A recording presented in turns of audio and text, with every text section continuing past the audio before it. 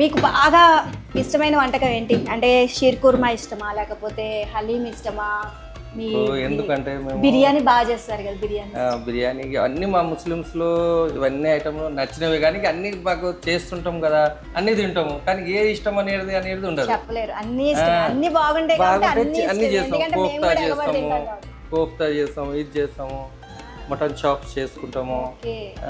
లేకుంటే హలీం అనేది అంటే మామూలు కూడా ఇంట్లో చేసుకుంటారు.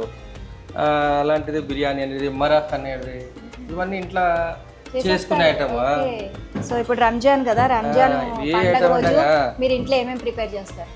మేము ఇంట్లో మీరే చేస్తారా లేకపోతే ఇంట్లో మా ఫ్యామిలీ చేస్తాం, అందరికి ఇక్కడ వస్తుంది చేసి అక్కడ చేయాలి? అది. ఓకే. ఇంట్లో నేను ఏదో మెయిన్ ఐటమ్ ఉంటేనే ఇంట్లో చేస్తాను.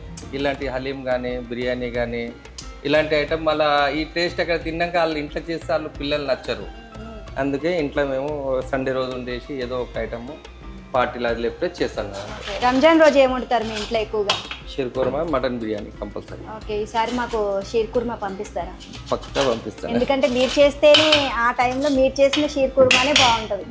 కరెక్ట్. ఆ రోజే బాగుంటుంది, ఎందుకంటే తర్వాత మాకు అసలు చాలా మా చుట్టుపక్కల అంటే హిందూసే ఉన్నారు, కానీ అందరూ పంపిస్తాం మేము. వాళ్ళు చూసి కూడా వాళ్ళు చాలా సంతోషపడతారు, ఎప్పుడు వస్తుంది, ఎప్పటిదాకా అది చేస్తారు అనేసి. మళ్ళీ ఇక్కడ క్లబ్కి వచ్చినా కానీ క్లబ్లో కూడా అందరు చేసిస్తారు.